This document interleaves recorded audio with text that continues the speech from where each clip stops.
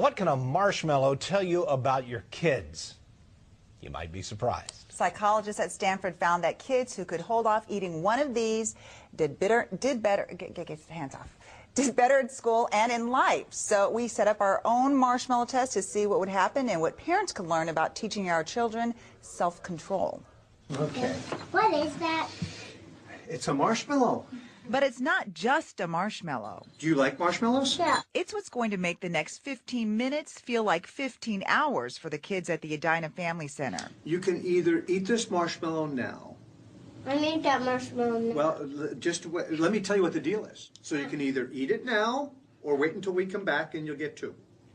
I want two. Dr. David Walsh is a big fan of the original marshmallow test research. He wrote about it in his book, No, Why Kids of All Ages Need to Hear It and Ways Parents Can Say It. The genius of the experiment, however, was that they followed those children for 18 years. And Amelia, the ability to wait for the second marshmallow was an amazingly strong predictor of their success in school, their adjustment, their happiness, even their popularity.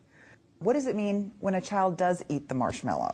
You know, we're not predicting that any of these kids are going to be either good at self-discipline or not. What we really want to do is help parents try to figure out how can we help our kids develop more self-discipline, because we do know from a ton of research that that is a key success factor for kids, the ability to say no to themselves. Hi, Lily. Nice to meet you. Nice to meet you, too. Lily gets the deal right away. When I come back, what am I going to have?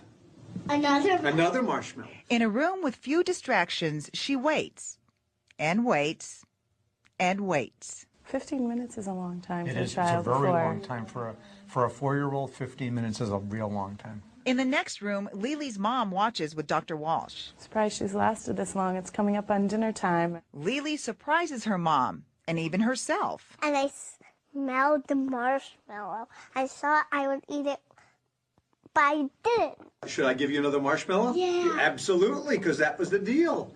Yeah. Okay, very good. He gave me 2 marshmallows. Of the 11 kids who took part, 4 ate the marshmallow within the first minute. Among them, 3.5-year-old Casey. Your mom and I are going to go on the errand now. You can either eat one or wait.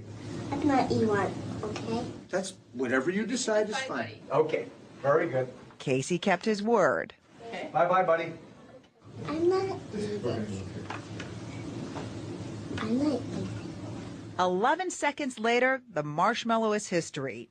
Now it's his twin brother Nathan's turn. So you can either have 1 or 2. It looks like Nathan wants to have his marshmallow and eat it too. I didn't think you'd play with it this much. For 15 minutes, he touches and licks the marshmallow. He even holds it inside his mouth. Yeah, what does eat? Eat exactly mean? Now, I didn't really bite into it. Define eat. It's tempting to keep watching these kids with the marshmallow, but that's not what this story is really about. So what can parents do to help their kids develop self-discipline? It's the kid's job to push against the limits. It's our job to set the limits. So we have to be consistent then, because if Absolutely we're saying important. this is, you do this, then this is what's going to happen. Exactly.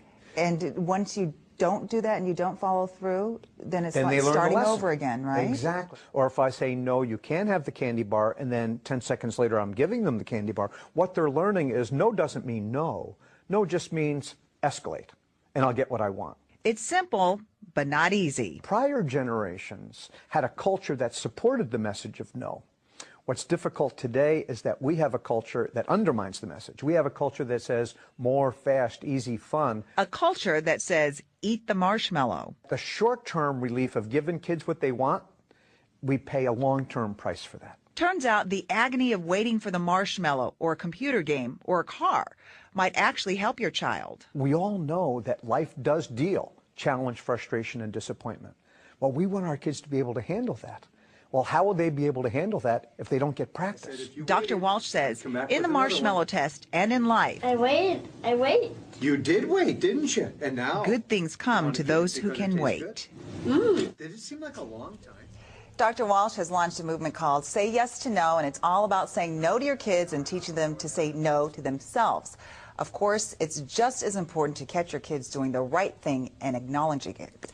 To know more about the initiative, go to WCCO.com/links. You'll also find extra videos of some of the kids in the Marshmallow Tests, from the ones who didn't last 10 seconds to those who got that extra treat.